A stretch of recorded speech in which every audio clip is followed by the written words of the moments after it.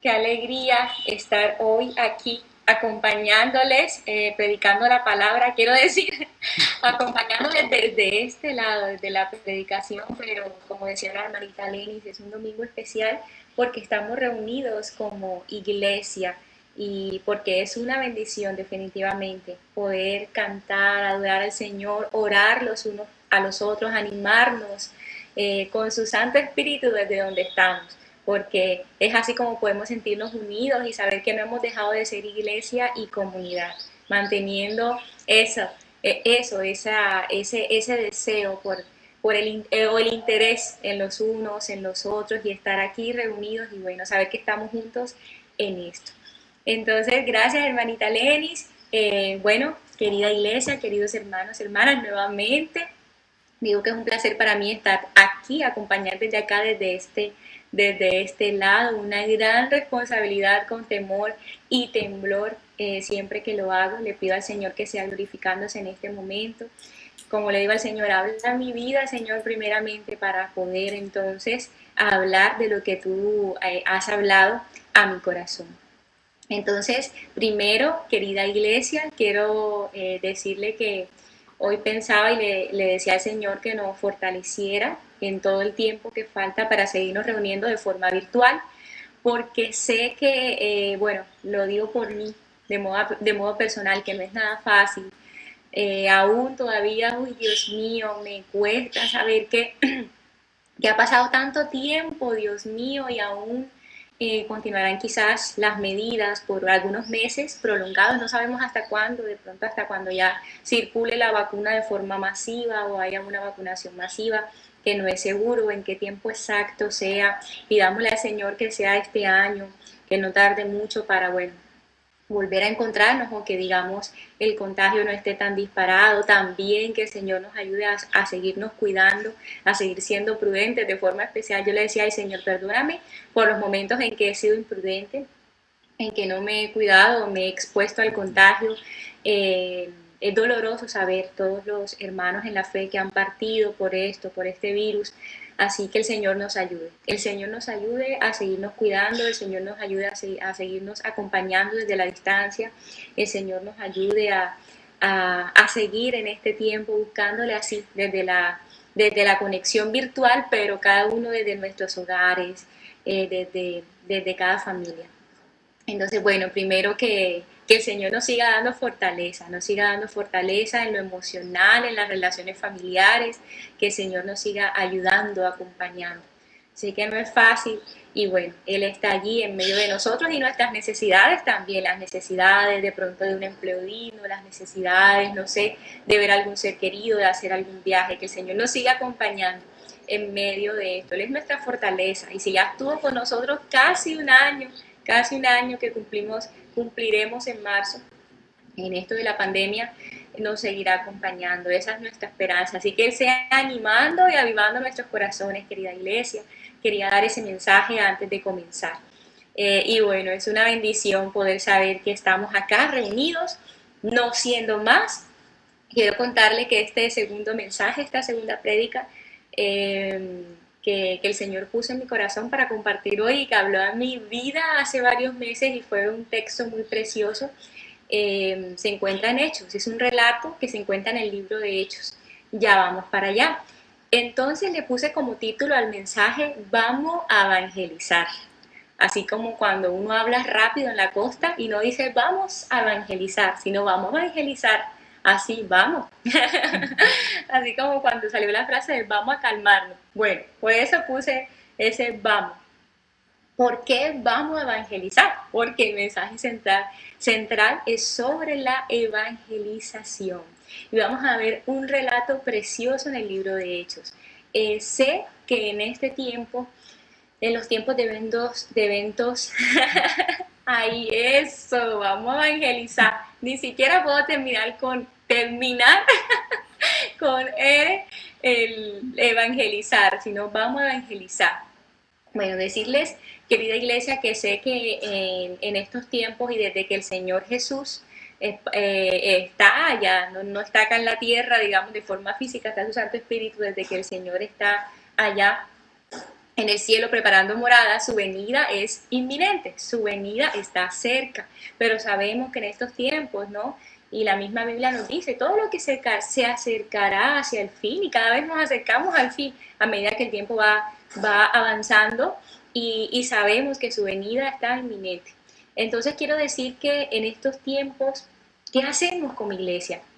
¿Qué hacemos como creyentes en Cristo? Y más frente a una circunstancia difícil que nos confina en casas o nos limita a salir a la esfera pública. ¿Cómo hacer, no? ¿Cómo hacer desde estas condiciones, desde estas posibilidades? O incluso no solo desde la limitación física o de lo que está sucediendo a nivel mundial, sino también de lo que pasa en nuestras vidas o en nuestros hogares por esta afectación de este evento o de este virus, que implicaría de pronto a nivel emocional, quizás sentirnos angustiados, atemorizados o con incertidumbre o preocupados, de pronto con conflictos familiares o con situaciones difíciles a nivel personal o con tratar otras distintas enfermedades desde casa, muchas cosas que surgen a nivel personal, familiar y que están sucediendo a nivel mundial. Entonces, ¿cómo, Dios mío, poder seguir avivando ese fuego en el corazón y poniendo en práctica esto de evangelizar? ¿Sí? Que hace parte del ADN, de la esencia, de la identidad de la iglesia. Entonces, por eso el mensaje de hoy, que el Señor nos ayude a pesar de lo difícil que puedan ser estos tiempos, a seguir siendo esa iglesia en misión. Alguien decía así, somos una iglesia siempre en misión, no es que la misión tiene una iglesia, algo así, la iglesia tiene una misión, o bueno, o como se quiera tomar, pero en fin, sí, portamos esa misión y vivimos por esa misión, ejecutando esa misión, que es dar a conocer a quien hemos conocido, ¿no? A quien le pertenecemos o a quien hemos declarado nuestro Señor y Salvador y por el cual vivimos de esa forma. Entonces, ¿cómo seguir dándolo a conocer, no? Así que vamos a estudiar o a leer y analizar en esta mañana el texto que se encuentra en el libro de Hechos, capítulo 17, del versículo 16 al 34. Libro de Hechos, capítulo 17, versículo del 16 al 34. Muchas gracias. Ahí está en el chat de Meet. Pero antes de leer, querida iglesia, el texto, usted lo va a dejar allí, lo va a buscar, era para que lo tuviésemos ahí abierto. Y vamos a pensar en lo siguiente. Cuando hablamos de evangelización, quiero que pensemos en algunas características que a nivel tradicional enseguida tenemos como referencia o se nos vienen a la mente o relacionamos, ¿no?, con evangelizar. Por ejemplo, yo aquí tengo 3 cositas que yo tengo así como que se me viene a la mente evangelizar, y de forma tradicional yo recuerdo esto, esto y esto. Lo primero es que recuerdo que de forma tradicional, cuando hablamos de evangelizar, o más bien de evangelización, específicamente así la palabra evangelización, recuerdo que enseguida se nos viene a la mente quizás, o lo que hemos visto, o lo que yo he vivido, más bien, o se me viene a la mente a mí, son eventos o especie como de shows, por decir así, eventos en el sentido de shows al aire libre, quiero decir, por ejemplo, una obra de teatro de algunos jóvenes, por ejemplo, un concierto, por ejemplo, una persona predicando así de forma eufórica, vestida con smoking si es un hombre, vestida con falda larga si es una mujer, generalmente quizás en un semáforo o en escenario de la esfera pública, semáforo, parque, cualquier plaza. Eso se me viene a la mente como una escena en la esfera pública, y así como un evento, un show, y de esta forma tradicional, ¿no? O un concierto al parque, generalmente que se ve como más desde la población joven, obras de teatro, o como con pancartas en los semáforos, ¿sí? Como performance, apuestas en escena, eso quería decir ahorita, apuestas en escena. También acá mencionaron en un estadio, ¿no? Mencionan gran campaña, por ejemplo, de evangelización con tal evangelista. Entonces, lo primero, sí, y el megáfono. Entonces, lo primero que se me viene a la mente de forma tradicional son estos eventos, shows o apuestas en escenarios públicos, ¿no? Lo segundo que se me viene a la mente, que recuerdo de forma tradicional y que relaciono con evangelización, es que es un ministerio o un llamado específico para cierta persona o ciertas personas, que se considera un ministerio en la iglesia, que hay unas personas que tienen ese don o ese llamado y por eso hacen un grupito y hacen estos eventos o esta puesta en escena. O que hay una persona que tiene un llamado y que es como el ungido de Dios o la ungida de Dios y que es esta persona entonces que aparece en estos eventos públicos que invitan y es llamado el evangelista o la evangelista. Eso también se me viene a la mente. Por último, se me viene a la mente que en estos eventos de evangelización, en estas apuestas en escena, la mayoría de las veces, la mayoría, no todas o no caer en una generalización, por lo menos las veces que yo recuerdo en mi experiencia de lo que yo he vivido, que sobresale, es que se presenta como un Dios enojado. Se presenta un Dios enojado, está airado este Dios contra los pecadores que evidentemente si no se arrepienten, ¿no? Tendrán una condenación. Pero este es el enfoque que se le da con fuerza, ¿no? Al infierno específicamente, sí, al cielo, al infierno, pero al enfoque de la ira de Dios.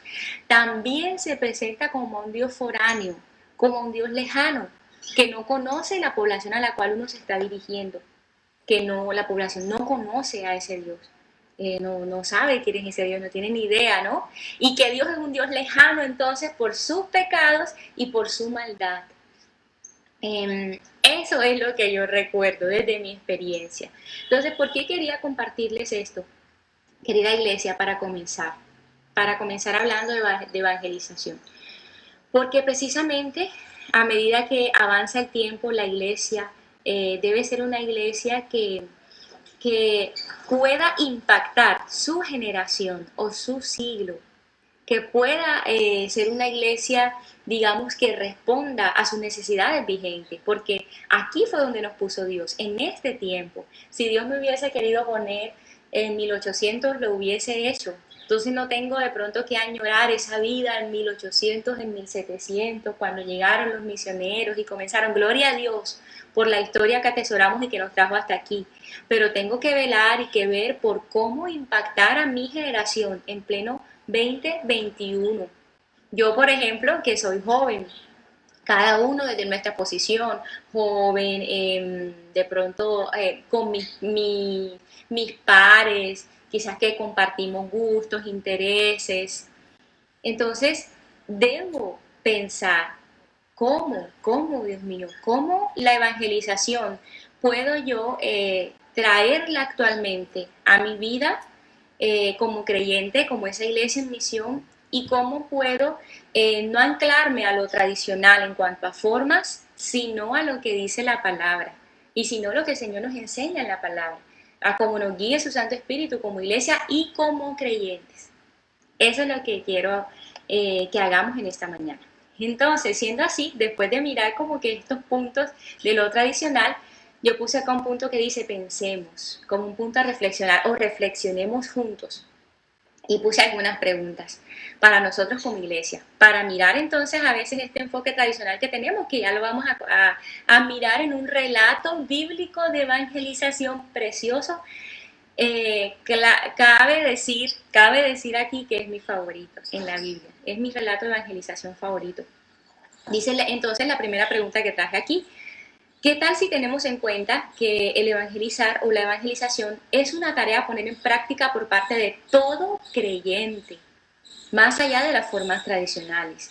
¿Qué quise decir con esto? Es una tarea para poner en práctica por parte de todo creyente y que ojalá podamos atesorarlo de esa forma y no pensar que es una tarea específica de ciertas personas y que el Señor no nos ha llamado a todos, a todas a hacerlo, Sé que muchas veces entramos de pronto en debate de si lo hacemos o no, o qué hacemos o no como iglesia por aquello de los dones, ¿no? Y del llamado que también dicen la palabra algunos maestros, algunos evangelistas, pero realmente el llamado está abierto, así como también, por ejemplo, los misioneros dicen mucho, no, es que todos y todas estamos llamados a hacer misiones.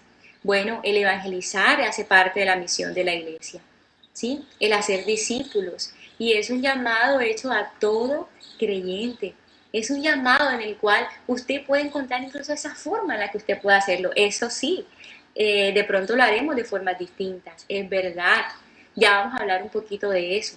Sino que usted debe hallar en cuanto a usted, por ejemplo, en cuanto a Karen, cómo a mí me gustaría predicar el Evangelio, cómo yo puedo hacerlo, qué habilidades tengo, cuál es mi público cercano, mis pares, mis amigos, amigas, quienes me rodean, los espacios en los cuales yo comparto. Entonces ya vamos a hablar un poquito de eso, pero primero es un llamado para todo creyente. Así que es bueno que rompamos con el esquema tradicional de que es un llamado a un ungido, a una ungida de Dios, o a unas personas en específico que se dedican a eso. Segundo, que quiero que reflexionemos es que si nosotros podemos plantear formas distintas que sigan generando impacto, ahorita ya lo mencionaba, ¿qué tal también si comenzamos a pensar formas distintas en las que yo pueda hacerlo, en las que yo pueda evangelizar, compartir el mensaje del evangelio, más allá de lo que hemos visto de esos escenarios públicos, de que de pronto no, para evangelizar se necesita la puesta en escena, que es precioso, que es valioso, porque requiere unos talentos específicos para hacerlo. ¿Qué tal si pensamos formas distintas en la que usted pueda hacerlo, en la que yo pueda hacerlo, en la que cada uno pueda hacerlo? Y por último, quiero dejar antes de entrar hacia el texto de lleno, teníamos que tener estas reflexiones previas que pensemos. Si fueses un no creyente, ¿cómo te gustaría a ti escuchar un mensaje? Esto va a ser interesante porque esto no lo vamos a dar el texto. Usted va a ver, de pronto de acá, podría también ser su texto favorito de evangelización, porque es un texto muy precioso, muy increíble para mí, hasta de forma, no sé, sociológica, muestran las actuaciones de los personajes de una forma muy bonita. Cómo actuó esa persona que evangelizó, qué hizo, qué dijo. Es increíble este texto que vamos a leer, muy bellísimo. Entonces, esta persona tiene en cuenta cómo debía llegar a esas personas. Por eso es bonito que reflexionemos antes. Si nosotros fuésemos no creyentes, estamos acá y quiere decir que usted tiene temor de Dios en su corazón, así que usted lo es, usted es un creyente. Me refiero a quienes no han reconocido que el Señor es el Señor. A quienes no han reconocido eso, ¿cómo les gustaría escuchar el mensaje?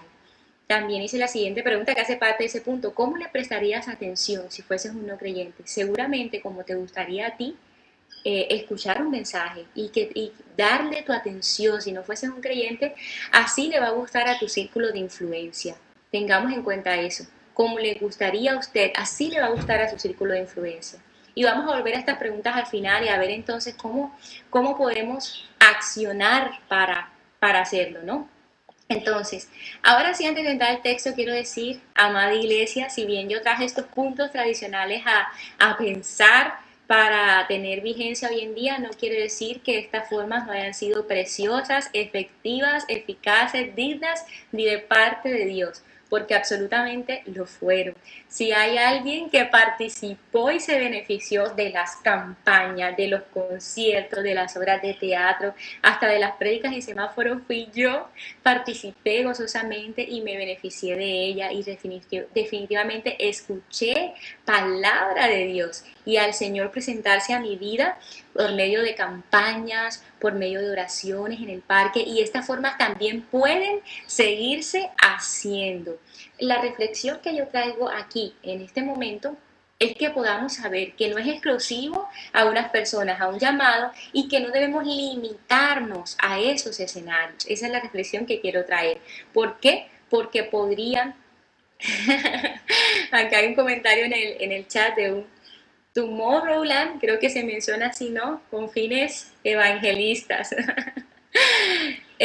Al limitarnos entonces a esos escenarios tradicionales, hace entonces que la iglesia no comprenda que la misión es para todos y todas, ¿sí? Y que de pronto pensemos en que es para esas personas que se deben formar para esos escenarios y en esos escenarios donde se evangeliza. Y una iglesia entonces atada de manos, una iglesia entonces que no está viviendo en misión, porque yo vivo mi misión de forma cotidiana, en el día a día. ¿Listo? No me voy a adelantar porque todo eso está en el texto, así que comencemos con el texto después de estas reflexiones. Bueno, ahora sí, volvemos a Hechos 17, del 16 al 34, o comenzamos ahora sí con el texto y les cuento que este texto relata la predicación de Pablo en Atenas. La predicación de Pablo en Atenas. Nada más y nada menos que vamos a hablar de Pablo, el famoso Pablo, uno de los personajes más amados de la Biblia, se comprende, ¿no? Por ese rol de apóstol. Entonces, vamos a ver a Pablo evangelizar. Vamos a leer cómo Pablo evangeliza y comparte el evangelio con una población de no creyentes. Y vaya que tiene unas características bien curiosas esta población. Listo. Entonces, lo primero que vamos a leer, yo he dividido el texto en 4 puntos. ¿Listo? Entonces, les voy a contar cuáles son los 4 puntos en los cuales vamos a analizar a Pablo evangelizando. El primer punto lo llamé el punto de partida. El punto de partida. ¿Cómo inicia el deseo de Pablo por evangelizar? El punto de partida, lo vamos a ver, ¿listo? El segundo punto lo llamé la estrategia. ¿Qué estrategia usa Pablo para entonces llegar a su público? ¿Listo? El tercero lo llamé el lugar. ¿A dónde fue? ¿A dónde se dirigió Pablo para llegar a su público? Y el cuarto, la metodología y el mensaje. ¿Qué hace Pablo? ¿Qué técnicas, podría decir así, usa de tal modo que lanza un mensaje y ya después de haber hecho algo a nivel personal y como desde él y reflejarlo en el mensaje, que hizo que digamos, que hace que sea un relato a resaltar muy precioso y bellísimo y que rompe con esas formas tradicionales. Entonces, pues vamos al primer punto, ahora sí, vamos a leer el primer versículo. Yo lo llamé el punto de partida. ¿De dónde comienza Pablo para moverse o de dónde surge ese deseo por evangelizar en Atenas? Nos vamos a Hechos 17, 16. Primer versículo. Dice el título que tiene, voy a leer en la Nueva Traducción Viviente, el título que le pone esta versión, dice Pablo predica en Atenas. ¿Listo? Entonces dice el versículo 16 en mi versión, Nueva Traducción Viviente, dice así: mientras Pablo los esperaba en Atenas, se indignó profundamente al ver la gran cantidad de ídolos que había por toda la ciudad. Pablo está en Atenas, ¿no? Y dice que se indigna entonces al observar o al percatarse que hay una cantidad de ídolos en la ciudad. Es decir, se duele al ver el estado pecaminoso o los pecados o la maldad en la ciudad. Ese es el punto de partida de Pablo que vemos en el texto.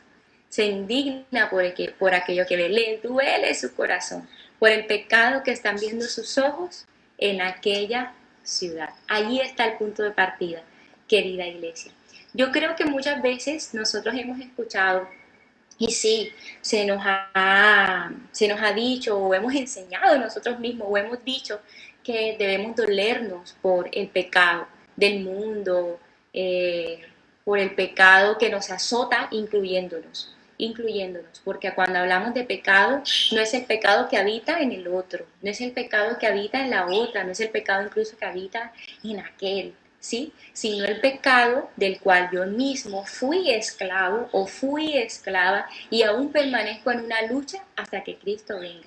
Aún le he declarado la guerra diariamente hasta que Cristo venga. Diría Pablo, no pretendo yo haberlo alcanzado todo. Porque no lo hemos alcanzado, porque no estamos ya libres de este cuerpo mortal y pecaminoso, sino que ahora, al ser creyentes, vivimos en constante lucha. Diría Aicha de López, somos pecadores arrepentidos, Eso es de la iglesia. Pecadores, sí, arrepentidos, que han decidido cambiar la dirección del pecado y luchar con todas sus fuerzas contracorriente hasta que Cristo venga. Va a ser una lucha de por vida. Entonces, eso que hemos sentido de dolernos por el pecado, que nos duela ese pecado, querida iglesia, así como vemos que sucedió en Pablo, ese dolor o esa indignación, porque sabemos de dónde nos rescató el Señor o porque también sabemos esa condición de esclavitud, esa ceguera en la cual estamos o las consecuencias que el pecado tuvo en nuestra vida, ¿sí? Las consecuencias que pudo traer, porque sabemos que la paga del pecado es muerte, y muerte de forma muy profunda también, de forma también muy simbólica y real. No solo es la muerte de alguien, de una persona como tal o de nosotros, puede ser muerte en muchas áreas, consecuencias negativas en muchas áreas de nuestras vidas. Entonces el dolernos parte de saber lo que produce el pecado, pero parte, querida iglesia, también del amor, parte del amor. Y creo que esto es lo principal.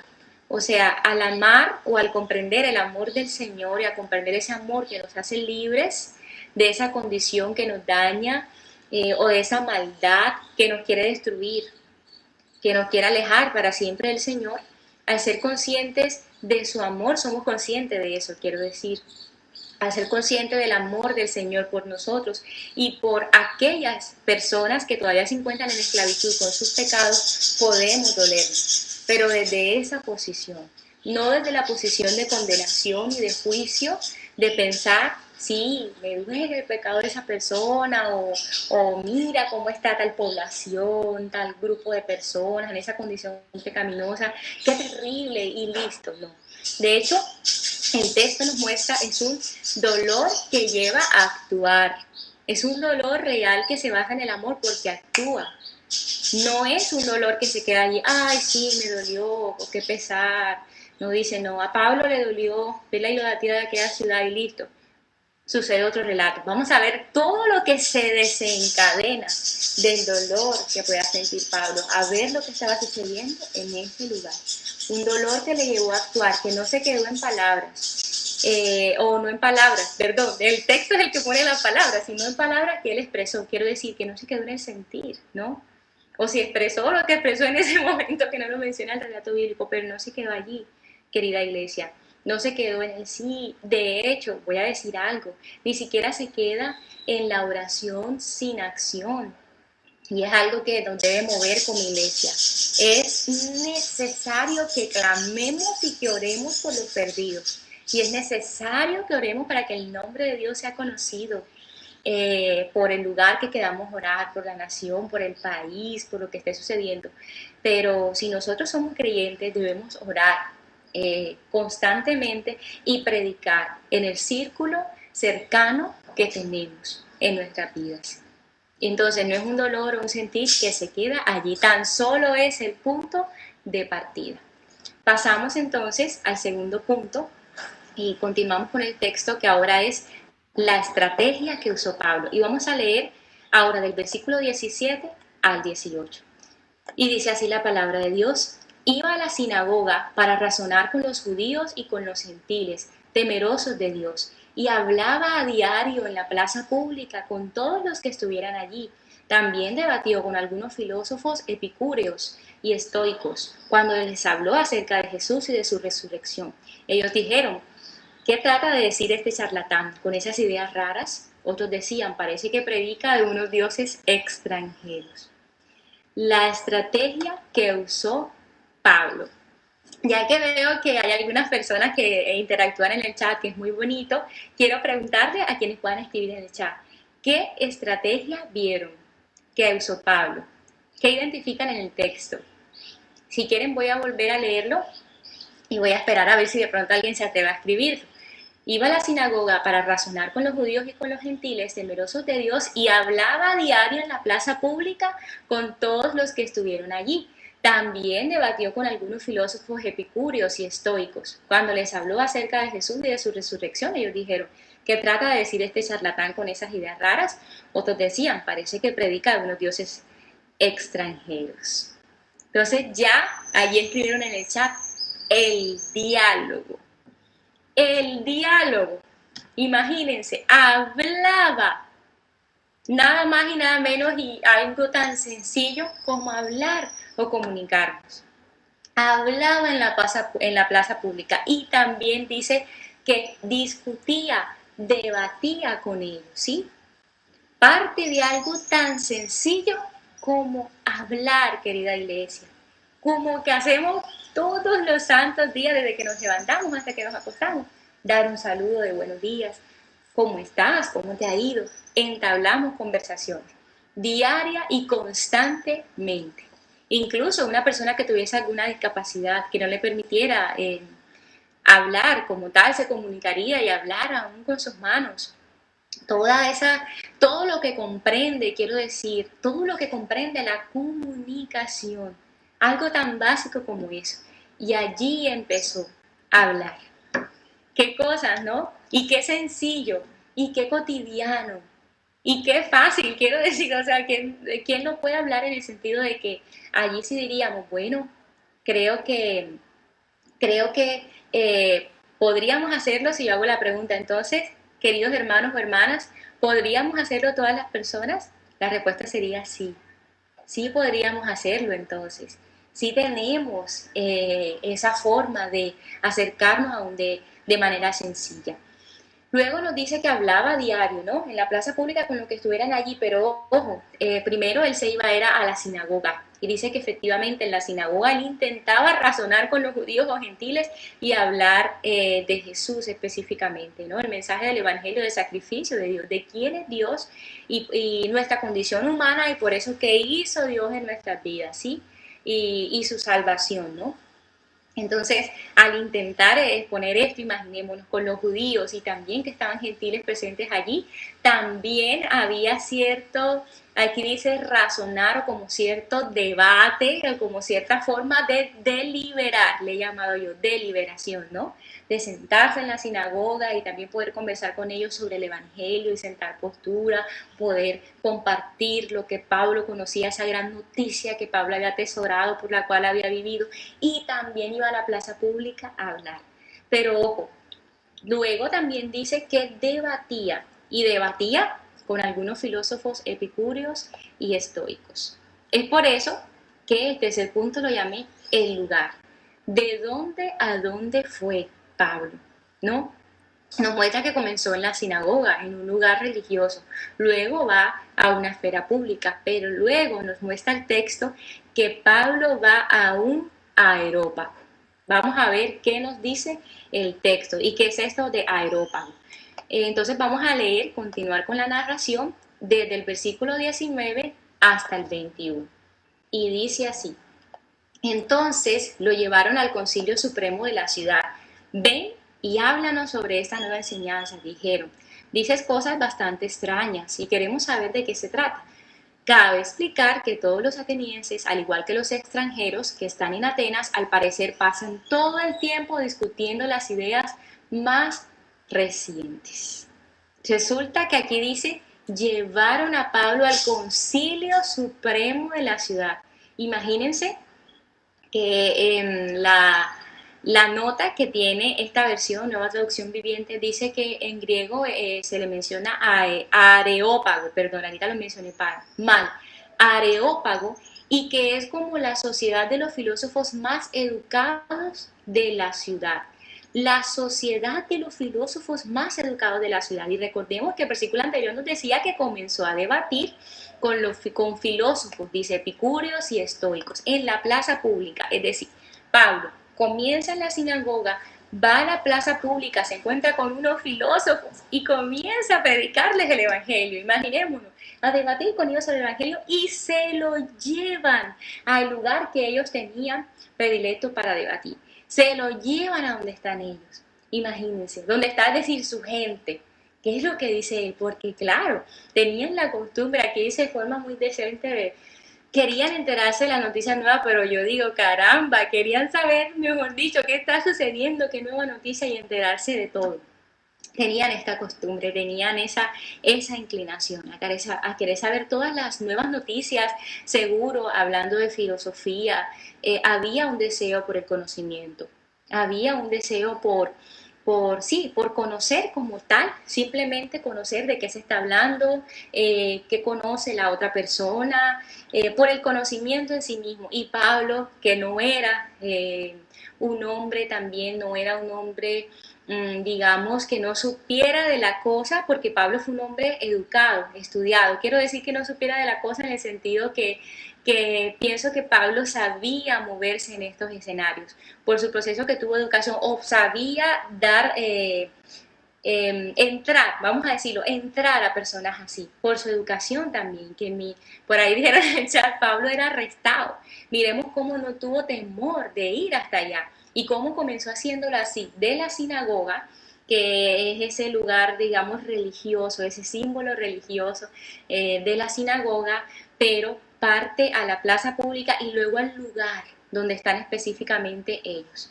Entonces, me parece muy curioso esto que sucede, muy curioso porque como iglesia, y lo hablábamos desde el principio, que estamos llamados a accionar, a movernos, y así, digamos, debería ser el proceso en tanto, sí, somos iglesia, nos congregamos, estamos juntos, oramos, podemos hacerlo en el mismo edificio, en la misma estructura o en los mismos espacios eclesiales para orar, prepararnos, sí, estudiar la palabra, pero de nada vale quedarnos allí, ya decíamos al principio, debemos ir en donde están quienes necesitan escuchar el Evangelio. Debemos movernos. Y en estos dos últimos puntos que hemos hablado, la estrategia y el lugar, miremos que de una forma donde no se necesitó pensar, como ya dije al principio, que es hermoso y se puede seguir haciendo y es necesario esos eventos públicos o esas apuestas en escenas o esos shows, pero no es necesario que pensemos que solo así puede hacerse. Cuando digo show me refiero es porque es una puesta en escena con, digamos, de una magnitud. A eso me refiero con show, porque sé que voy a tener otra connotación en nuestra cultura, de pronto de otra índole. Pero cuando quiero que sepa que cuando menciono show en la prédica me refiero a no a un espectáculo burlesco, sino literalmente un show de una puesta en escena, con todo lo que implica la puesta en escena, bombos, platillos, o sea, en el sentido de avisar, de anunciar, de campaña, que ya he comentado que me parece muy hermoso y yo que participé de eso, si Dios me lo permite, lo seguiré haciendo. Pero miremos algo, iglesia, y es que aquí en esta narrativa no fue necesario eso. Es decir, en el sentido que hubo una gran evangelización solo con una persona que se atrevió a dialogar más allá de la sinagoga a la plaza pública. Y luego de la plaza pública ir a donde ellos mismos, quienes habían escuchado el mensaje, los invitaron a a su propio centro, a su propio grupo, a su propia sociedad de filósofos educados. Imaginémonos eso. Y Pablo fue hasta allá. Se atrevió a ir con ellos, entonces listo, y a seguir manteniendo la conversación. Y por fin nos vamos a centrar en la metodología y el mensaje. ¿Listo? Este es, ya con esto terminaremos la narración. Es muy bonito porque aquí puedo comentar a quienes no están viendo el chat, ya hay algunos comentarios que se mencionan sobre de pronto las personas que tienen miedo a la puesta en escena, pánico escénico, y así es. El punto de reflexión de esta mañana es que pensemos en cómo lo puedes hacer tú, cómo lo puedo hacer yo, cómo lo podemos hacer cada uno de nosotros, ¿no? De pronto hay personas que incluso hasta hablar solas con otras personas podría ser de pronto tensionante, ¿sí? Y podrían hacerlo en grupo. Entonces es pensar en cómo algo sencillo, como lo que hizo Pablo, quiero decir, ir a conversar, tiene un impacto grande. Y cómo nosotros podemos ser retados con eso y decir, hombre, claro que podemos hacerlo, si conversar lo hacemos de forma diaria. ¿Listo? Y mirar esas formas en las que nosotros podemos hacerlo ahora y no dejar de vivir en esa misión. Entonces dice el versículo 22 al 33, finalmente, la metodología y el mensaje. Entonces leemos desde el 22 al 33 y dice así la palabra de Dios. Y quiero que prestemos, Dios mío, querida iglesia, voy a intentar leerlo de forma muy pausada, que disfrutemos el texto y lo leamos de forma muy cuidadosa y ver, bueno, ¿y qué dijo Pablo al fin y al cabo?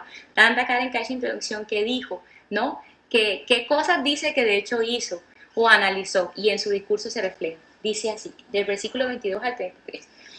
Entonces Pablo, de pie ante el concilio, de pie, imaginémonos, les dirigió las siguientes palabras. Hombres de Atenas, veo que ustedes son muy religiosos en todo sentido, porque mientras caminaba observé la gran cantidad de lugares sagrados y uno de sus altares tenía la siguiente inscripción: a un Dios desconocido. Este Dios a quien ustedes rinden culto sin conocer es de quien yo les hablo.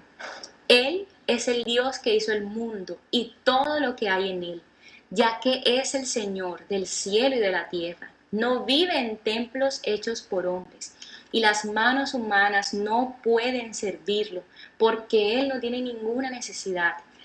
Él es quien da vida y aliento a todo y satisface cada necesidad. De un solo hombre creó todas las naciones de toda la tierra. De antemano decidió cuándo se levantarían y cuándo caerían, y determinó los límites de cada uno.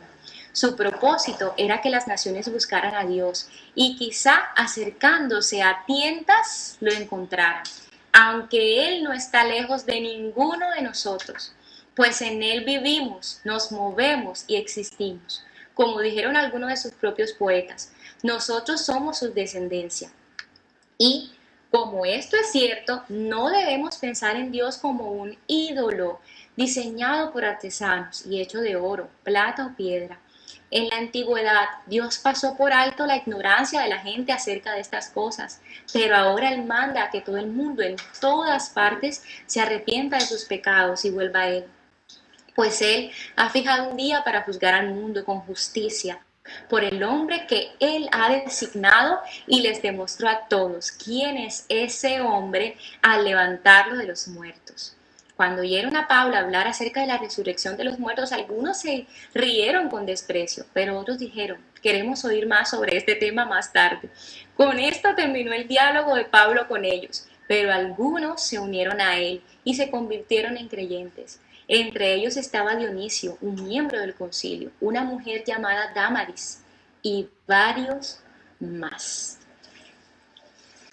Entonces, en esto, sobre lo que Pablo dijo específicamente, este mensaje de evangelización, ¿por qué puse también que hay cierta metodología?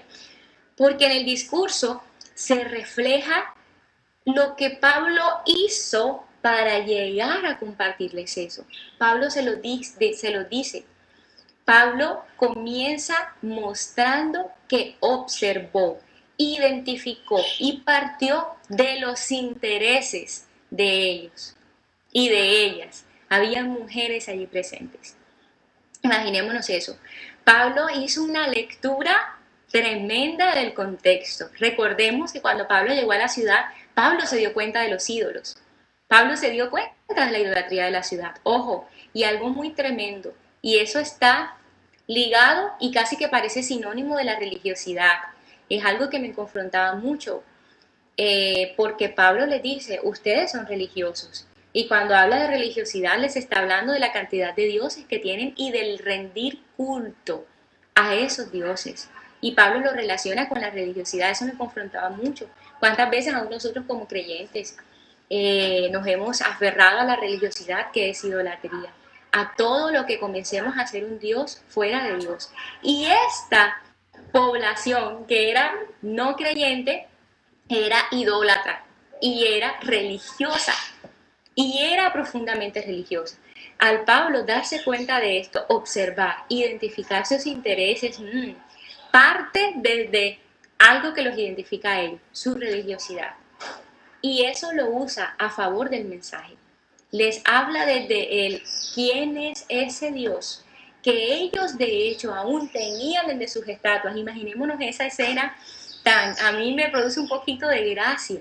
Yo en mi mente no puedo saber cómo era el aerópago, y me lo imagino de pronto como un lugar, quizás de pronto con un círculo en el centro, y me imagino como estatuas alrededor. Ojalá de pronto pueda encontrar alguna imagen, una imagen de pronto en internet o en algún libro histórico más bien, sobre cómo era. Hasta el momento no la he encontrado, pero me imagino altares de pronto alrededor, de pronto del lugar. Y me imagino esa cantidad de dioses allí, y entre esa cantidad de dioses había un altar hacia Dios. Y decía al Dios no conocido. Imaginémonos, eran religiosísimos porque rendían culto, mejor dicho, a sus dioses y a todo Dios que de pronto quizás, como les gustaba investigar o saber o conocer las cosas, a todo Dios que se escuchaba en la ciudad, de pronto allí rendían entonces un altar. Y Pablo se da cuenta que allí está Dios. Allí estaba un altar hacia Dios. Miremos eso, al Dios no conocido. Qué curioso. Entonces, vuelvo y repito, Pablo observa, identifica y parte de los intereses de ellos. Conecta con esa población desde decir, me doy cuenta que ustedes son, y le dice, muy religioso, y parte desde lo que él se ha percatado de esa población. ¿Sí? No llega Pablo retando, no llega Pablo diciendo, ¿quiénes son ustedes? Este soy yo, este es mi Dios. Pablo llega diciéndoles, me he dado cuenta que ustedes son así. Y de allí comienza todo. Entonces, no solo el simple hecho de dialogar, es algo muy bonito que nos pone en una posición horizontal con las personas, y es algo, como mencionábamos, que podemos hacer de forma cotidiana, sino el poder acercarme a alguien, no desde mi interés primordial de que esa persona me escuche sí o sí, imponerle un mensaje y de forma hasta violenta, si así sea, no quiere escucharme, le está pasando otra cosa, no sé, o sin ni siquiera interesarme en quién es esa persona o esa población, quiero que me escuche sí o sí. Es algo para analizar, querida iglesia, porque es realmente hermoso y muy divino en el sentido de algo que refleja el carácter de Dios, empatizar con las personas primeramente. Saber que no venimos a imponer un mensaje, ni venimos a obligar a alguien a que me escuche.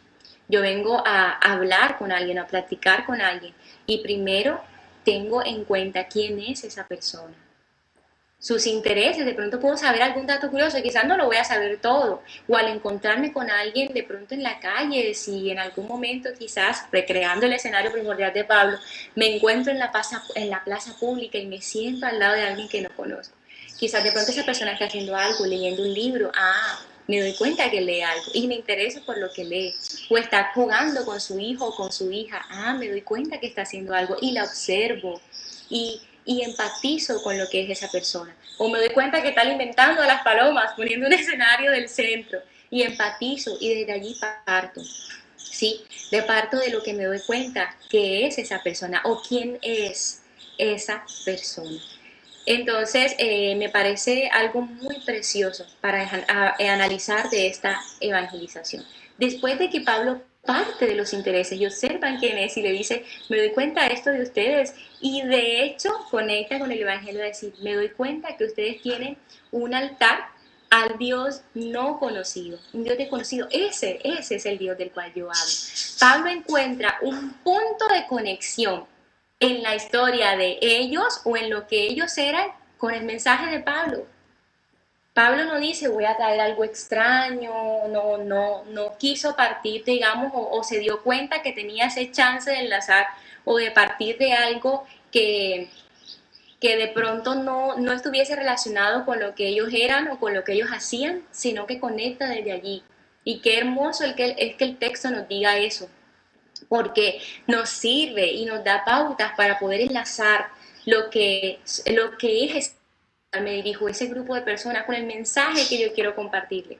¿Quiénes son ellos y dónde puedo encontrar un punto de ancla y de enlace para conectar a la historia de esa persona, ¿sí? O el mensaje con lo que hace esa persona o lo que esa persona es, para contarle, uno, quién es Dios, poder ahí sí presentarle entonces el evangelio. Uno, quién es Dios, perdón, no dije el número dos, y dos, su obra redentora.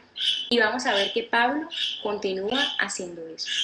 Entonces, en esa metodología que ya dijimos que observa, identifica y parte de sus intereses, Pablo le dice que eran religiosos. Pablo le dice que ya adoraban a Dios entre sus muchos dioses, aunque no lo conocían. Cabe resaltar que la palabra aquí, adorar, significa pues rendir el culto como tal. Qué curioso, ¿no? Rendían culto a Dios. Qué cosa tan curiosa. Era una sociedad idólatra, por supuestamente que pecaminosa como la nuestra lo es hoy. Y Pablo se dio cuenta que sí rendían culto a Dios, sí lo hacían, pero no le conocían. Esto me parece muy actual a nuestra sociedad, porque si nosotros pudiésemos preguntar, hacer una encuesta en el DANE, en Colombia, de quienes creen en Dios, desde la pregunta, o quienes adoran a Dios, o quienes rinden culto a Dios, yo creo que saldría el 80% de la población colombiana, pero solo el Señor podría conocer, solo Él podría saber la cifra exacta de cuántos en realidad de esos que dicen rendir culto realmente le conocen. Y creo que la cifra sería mucho menor, porque realmente podemos encontrarnos con esta realidad de lo que estaba acá. Era una sociedad idólatra, así como la nuestra, que en realidad está rindiendo culto a otras cosas, al dinero, al poder, al sexo, a la realización personal, al yo, al ego. Y creo que eso lo podemos ver reflejado definitivamente en nuestra realidad hoy en día. Qué curioso, ¿no, iglesia? No solo peligroso que pase afuera en la sociedad, o triste, ¿no? Que esto pase, que se rinda culto a Dios y que no se le conozca, sino que Dios nos guarde también de vivirlo como iglesia, o de su iglesia a nivel universal, no lo hablo a nivel local, como árbol de vida para las naciones. Dios nos guarde, Dios mío. Y para eso, como iglesia, como comunidad, crecemos, nos reunimos, nos animamos para seguir conociendo a nuestro Señor y darlo a conocer. Pero definitivamente Dios guarda su iglesia universal de aún no conocerle y rendirle culto así, de forma vacía, de forma idólatra, sin realmente conocer, idólatra en nuestra religiosidad, pero no realmente sí rendir adoración al Dios único y verdadero, o a ese Dios, de realmente quién es Él. Entonces, después de lo que hemos hablado, ahora sí, vamos a centrar en el mensaje. Después de la metodología, quiero decir, vamos a centrarnos en el mensaje, porque ya con esto terminaríamos la enseñanza. El mensaje es preciosísimo, analizar las palabras que Pablo usó y la forma en la que Pablo presenta quién es Dios y su obra redentora. Pablo presenta esas dos cosas en su relato sobre el Evangelio, nada más y nada menos. Este es Dios y esta es su obra redentora con el mundo. Y es precioso esto, por la forma en la que Pablo lo hace. Primero, Pablo sigue conectando lo que ellos son con su discurso y sigue hablando. Recordemos que Pablo les dijo que eran idólatras, que había muchos ídolos, es lo que Pablo percató al principio. Les dice exactamente que eran religiosos, que eran muy religiosos. Y Pablo conecta esas cosas y comienza a presentarle quién es Dios. Pablo les dice que Dios está fuera de la religión. Impresionante. Pablo les dice, Dios no está construido, no está, digamos, limitado por los templos, ni por ni siquiera las manos humanas o los deseos humanos de... Eso no limita a Dios, o eso no crea a Dios, no contiene a Dios. Él está más allá o fuera de la religión. Y vamos a leerlo en el versículo 22. Desde el versículo 22.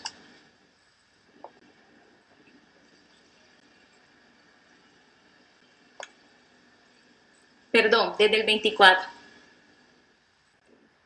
Dice así: Él es el Dios que hizo el mundo y todo lo que hay en él, ya que es el Señor del cielo y la tierra, y de la tierra no vive en templos hechos por hombres. Y luego dice el 25, y las manos humanas no pueden servirlo, porque Él no tiene ninguna necesidad. Él es quien da vida y aliento a todo y satisface cada necesidad. Comienza diciendo, no, Dios no vive, quiere decir, en el templo contenido. Él está es en las personas, y eso debemos entenderlo nosotros como iglesia también hoy. Cuando nos dirigimos a un lugar físico es porque es el lugar donde el Señor nos ha permitido reunirnos. pero el templo somos nosotros y nosotros somos su iglesia. Y allí donde estamos está el Señor, sea en una estructura física o sea al aire libre. Y Pablo lo deja acá en el mensaje. Y ese mensaje tiene vigencia hasta que Cristo venga. No está el Señor en templos hechos por hombres. Y es triste porque la religiosidad y la idolatría llevó a esa sociedad a tener estos cultos así, a sus dioses allí y a pensar esto. Y hoy en día también, ¿no? Que necesito estar de pronto de forma religiosa, quiero decir, por ejemplo, recuerdo una siguiente imagen de cuando era niña. Recuerdo la imagen cuando viví con mi mamá en Bucaramanga, en Girón, que es un pueblo muy religioso, católico, y bueno, tienen muchas prácticas religiosas. Recuerdo cómo las personas de pronto querían hablar o dirigirse a Dios y entraban rápido a la capilla.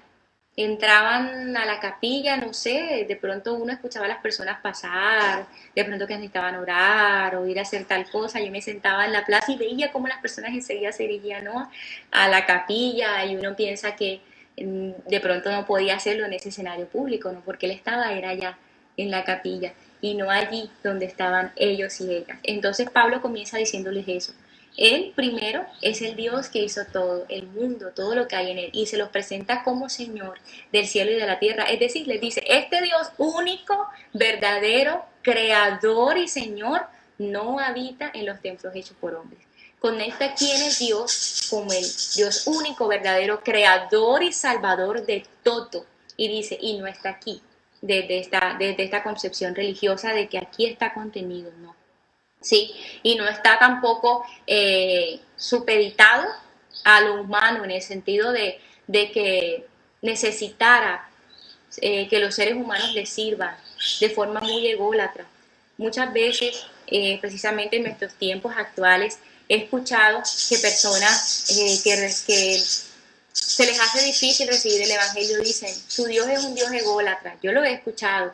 Su Dios es un Dios ególatra porque su Dios necesita que los seres humanos le sirvan. Este mensaje de Pablo me parece tan actual y tan precioso, y que lo compartió con una población tan intelectual que podemos meditarlo por mucho tiempo y echarle mano y aprender de lo que Pablo dijo acá. Porque Pablo les dijo, haciendo contraste, como yo les digo, a ese pensamiento actual que he escuchado de algunas comunidades intelectuales que dicen, se ríen del cristianismo y dicen, su Dios es un Dios ególatra, porque su Dios necesita que los seres humanos le sirvan o le adoren para ser Dios. Pero Pablo decía, no tiene ninguna necesidad y no necesita ser servido en realidad. Servimos al Señor o vivimos en amor a nuestro Dios, en compartir en quién es, en accionar por lo que creemos, es por su gran amor, porque es nuestro Padre, porque es nuestro Señor, ¿sí? Pero nuestra fe no se basa en que yo necesite servir a Dios, ¿sí? Sino en su gran amor hacia mí que me lleva a actuar, porque dice la palabra, somos hechura suya, creados en Cristo Jesús para buenas obras, de las cuales Él preparó de antemano, ¿no? Somos salvos no por las buenas obras, sino para entonces hacer las buenas obras. Entonces es bonito que podamos contrarrestar, como hizo Pablo, los pensamientos que se levantan en la sociedad acerca de quién es Dios, pensamientos idólatras, pensamientos religiosos que distorsionan al Señor, de una forma religiosa, ojo, o de una forma intelectual. Y aquí Pablo lo deja claro.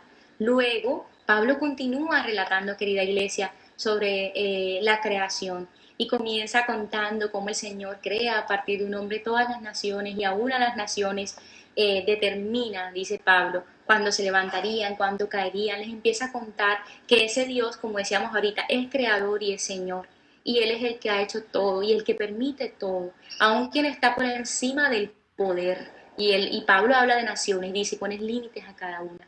Pablo les muestra el poder también del Señor, les cuenta del poder del Señor. Miremos que intenta hacer como un panorama bastante general, me doy cuenta, ¿sí?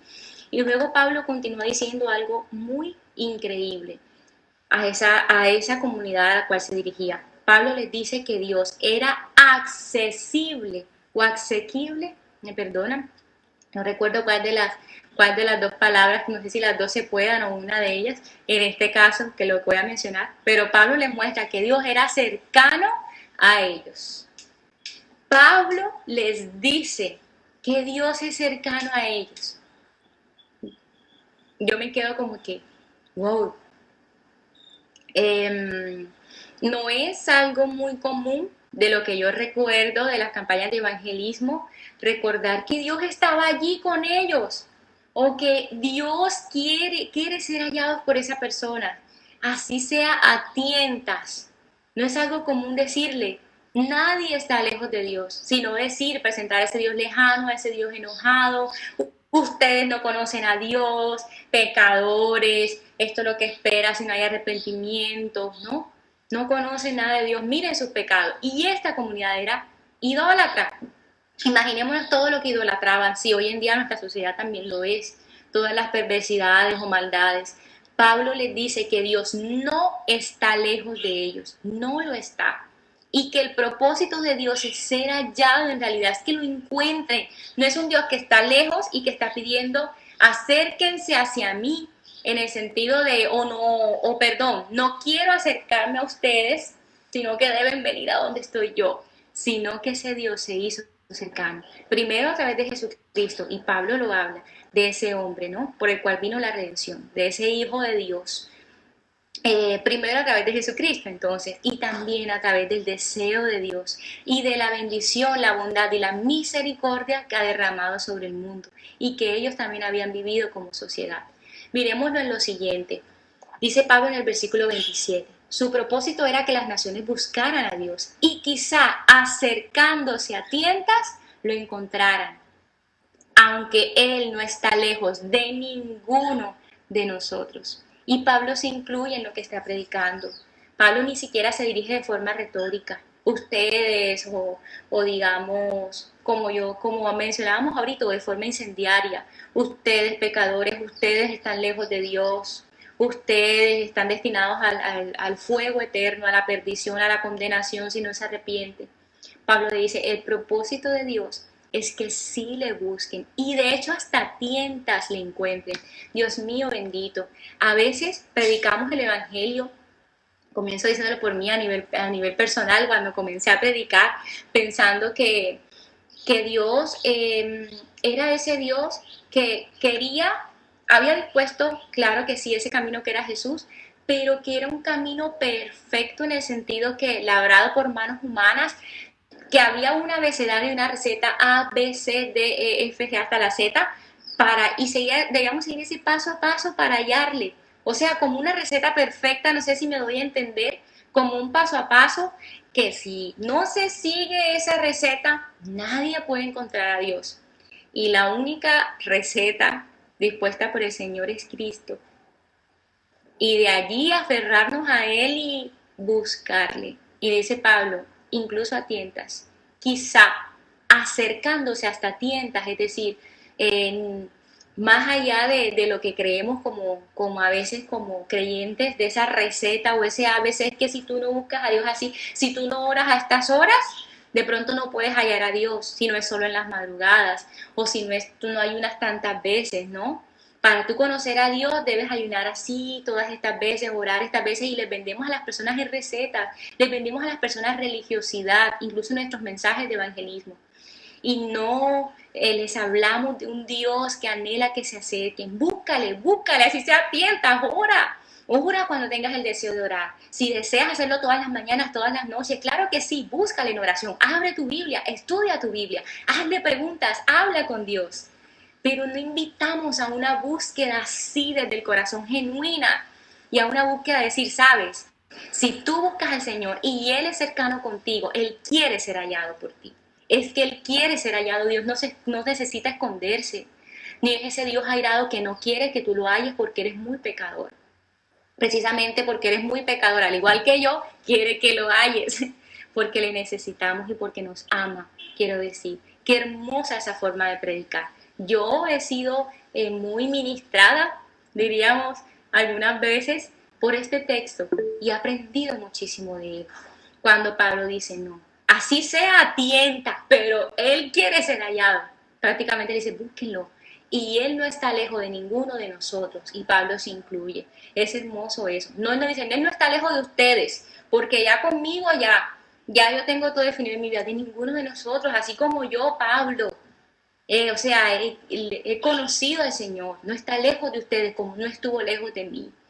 Y que podamos decir a una de las personas que consideremos las más pecadoras o inmerecedoras del amor de Dios, del castigo eterno que merecen, decir, sabes, Dios no está lejos de ti. No, por supuesto que no, y Él quiere ser hallado por ti, así como también quiso ser hallado por mí y está cerca de mí. Y luego Pablo comienza diciendo algo poético, filosófico, hermosísimo, y usa el lenguaje de esa comunidad. Pablo dice, recordemos que eran filósofos, súper intelectuales, y Pablo suelta todo el repertorio y el bagaje, y sé que lleno por el Espíritu Santo de Dios, y se puede ver el sello del Espíritu Santo de Dios. Pablo dice, pues en Él vivimos, nos movemos y existimos. Yo creo que es una de las frases más preciosísimas, filosóficas, evangélicas, profundas, en un discurso hacia una comunidad de filósofos. Pues en Él vivimos, y los incluye a ellos, nos movemos y existimos. Les está diciendo, aún ustedes existen, viven, se mueven por Dios. Por Él ustedes están vivos, por Él aún ustedes existen, por Él ustedes piensan, por Él ustedes desean conocer. Lo que ustedes son, Él lo ha permitido, o sea, por Él se viven, se mueven, existen. Y luego sigue soltando Pablo el repertorio y dice, como dijeron algunos de sus propios poetas, miremos qué hermoso.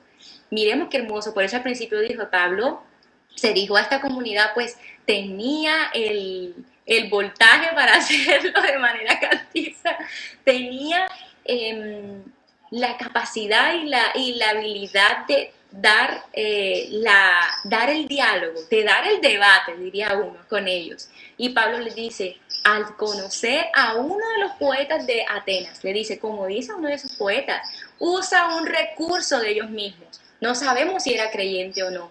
No sabemos si ese poeta era temeroso de Dios, pero Pablo es una frase que usó ese poeta, de pronto refiriéndose a ese Dios desconocido, o de pronto era temeroso del Señor. Y Pablo dice que ese poeta dijo, nosotros somos su descendencia. Y él dice, uno de sus poetas los dijo, como dijo uno de sus poetas. O sea, ustedes no están lejos de Dios. Ustedes idólatras, ustedes bien religiosos, no están lejos de Dios. No están lejos de Dios, de ese Dios desconocido y que no conocen. Porque a veces pensamos que como una persona no conoce a Dios, está lejos de Él. En el sentido de que la misericordia de Dios no le alcanza. Hombre, el Señor nos perdone por eso. Porque en los salmos podemos ver las declaraciones de los salmistas y nosotros hemos vivido que el sol sale sobre buenos y malos. Que la bondad y la misericordia de Dios llega hasta los lugares inhóspitos, que el simple hecho de respirar, de tener vida, es misericordia. Cada aliento o bocanada de aire que pueda dar un ser vivo es misericordia y es don de Dios. Y todo ser humano, aun por muy pecador de que sea, exhala de esa misericordia de Dios. Entonces Dios no está lejos, ni siquiera de quienes aún no le conocen. Dios no está lejos, todo lo contrario. Esa comunidad o ese grupo es quien debe abrir sus ojos y buscarle, como dice Pablo, así se atenta para que ustedes lo vean, porque Él está a su lado y Él es cercano para ustedes. Son ustedes quienes deben buscarlo, búsquenlo. Y Él quiere ser hallado para ustedes. Entonces Pablo dice, y como esto es cierto, lo que decía uno de sus poetas, usa un recurso muy chévere, ¿no? Le dice, mire, uno de sus poetas dice eso, y esto es cierto, somos descendencia de Dios. No debemos pensar en Dios como un ídolo diseñado por artesanos y hecho de oro, plata o piedra. Ahí les dice, ojo, ustedes pensaban eso de Dios, ya dijimos que Pablo sí mostró quién era Dios, Señor, creador de todo, Señor de la tierra, Dios único y verdadero. Y dice, y por eso no es entonces un ídolo. Uno de sus poetas lo dijo, ¿no? Uno de sus pensadores. Y así es, y no es un ídolo. Qué hermoso, ¿no? Para ir culminando, querida iglesia, luego, finalmente, Pablo les menciona sobre el arrepentimiento, la salvación de Jesús y la justicia de Dios. Dice, reconozcan a ese Dios finalmente y adórenlo. Adórenlo y adórenlo de verdad. reconózcanlo, conózcanlo, reconózcanlo, adórenlo, porque Él es el Señor. Pablo dice, en la antigüedad Dios pasó por alto la ignorancia de la gente acerca de estas cosas, les está diciendo, pero ahora Él manda que todo el mundo en todas partes se arrepienta de sus pecados y vuelva a Él. Pablo está contándoles el mensaje de Dios hacia todo el mundo, todos. El Señor pasó por alto eso, pero ahora ustedes lo saben y por eso deben arrepentirse, ¿sí? Y por eso el Señor manda esto antes de que Él vuelva. Entonces es muy hermoso porque, y luego dice que ha fijado, no menos importante, esta es la estocada final que Pablo dice, ha fijado un día para juzgar al mundo con justicia por el hombre que ha sido asignado, por Jesús, y le demostró a todos quién es ese hombre al levantarlo de los muertos. Termina con la estocada final, y esto hizo el Señor, ¿sí? Y él tuvo paso por alto, ¿no? Esa ignorancia, ¿no? A quienes ignoraban esto en el pasado, pero ahora ustedes conocen el mensaje. Y a todos nos llama, y a todos quienes conocemos el mensaje, arrepintámonos. Es muy bonito porque Pablo no les habla de una forma muy personal, en el sentido de hiriente, directa ni acusadora. Ustedes arrepiénsense, que ustedes el Señor manda, y es que ustedes. Pablo les habla del plan de Dios para todo el mundo. El Señor manda a todos a que nos arrepintamos. Ahora, él antes pasó por alto esto, pero ahora él manda esto. Ha fijado un día para juzgar al mundo, a todos nosotros, ¿sí? Nosotros también seremos juzgados. ¿Por qué? Por ese hombre, por Jesús, ¿no? Y demostró quién era ese Salvador, ese Señor, de por quien se daría ese dictamen, el juicio final, ¿no? Quien es nuestro Salvador y Señor, y al cual Él levantó de los muertos. Entonces, querida iglesia, finalmente, todo esto que Pablo menciona aquí es algo que nos puede invitar como iglesia a pensar y a decir cómo nos acercamos a las personas, qué usamos a nuestro alcance. Pablo aquí nos muestra el ejemplo de un diálogo que comenzó en una plaza pública y que terminó siendo un discurso profundo, precioso, hasta filosófico, en el Areópago. Todavía me cuesta decirlo, en el Areópago. Entonces, quiero leerles un comentario que decía Mauricio Reyes en su libro Voces que Claman, que es un sentir, como yo le estoy diciendo, a nivel general, de esa tendencia que se ha presentado por mucho tiempo, de predicar el evangelio, de evangelizar desde la ira de Dios, el infierno y la condenación. Mauricio Reyes dice, desgraciadamente hay muchos predicadores de calle que parecen estar enfadados con las personas, que parecieran querer que las personas se vayan al infierno. Si en algún momento sientes que no eres movido a compasión cuando compartes el evangelio con alguien, te animo a tomar unos segundos para recordar la misericordia y compasión que Dios mostró contigo. Nunca debemos olvidar que el deseo del corazón de Dios es salvar a las personas, no condenarlas. Si nos olvidamos de esta verdad fundamental, nunca tendremos la motivación correcta para predicar el evangelio.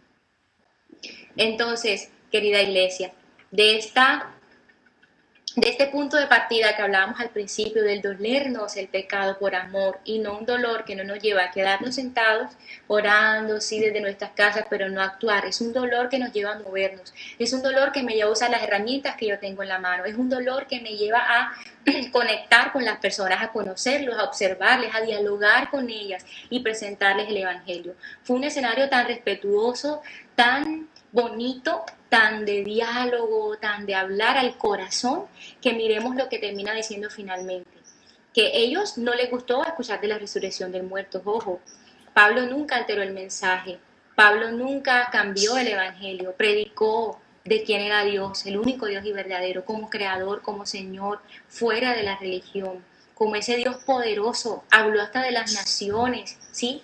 Predicó sobre el día del juicio, predicó sobre Jesús, pero lo hizo con tanto amor, con tanta conexión, con tanto diálogo, que a pesar de que a ellos no les gustó y se rieron con desprecio, dice mi versión, cuando escucharon de la resurrección de los muertos, miren, otros dijeron, queremos oír más sobre este tema más tarde, porque hubo ese respeto, hubo ese escenario de diálogo y algunos se convirtieron. Y menciona específicamente dos nombres, me imagino que eran unos filósofos, personas muy estudiadas, un hombre y una mujer. Muy bonito esto, ¿no? Y aquí una cuña hacia las mujeres, una cuña que desde estos tiempos, claro que sí, había mujeres, imaginemos, en una sociedad de filosofía estudiada y que lo vemos en la Biblia, lo digo porque en algunas iglesias se ha considerado, ¿no?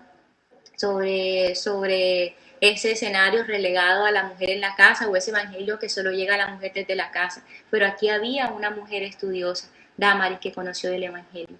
Entonces, amada iglesia, este fue el mensaje que quería traer en esta mañana. Las preguntas con las cuales quiero cerrar para que cada uno podamos meditar en nuestro corazón nuevamente lo que decíamos al principio. ¿Qué tal si tenemos en cuenta que es una tarea que todo creyente debe poner en práctica? ¿Qué tal si tienes en cuenta que es una tarea para ti, que es una tarea para mí y que el Señor nos ha llamado a esto? ¿Qué tal si pienso que tengo en mis manos? ¿Qué puedo hacer yo? De pronto no me gusta mucho hablar sola, puedo ir acompañada de alguien, voy con un amigo a hablar a un parque y allí vamos a, de pronto desde escenarios de diálogo, puedo conversar con otros amigos acompañados o de pronto lo hago desde mis redes sociales porque también comparto mensajes. Veo que algunas personas comparten, deseas que pueda orar por ti, estás pasando por alguna situación y eso ha conectado mucho por redes sociales.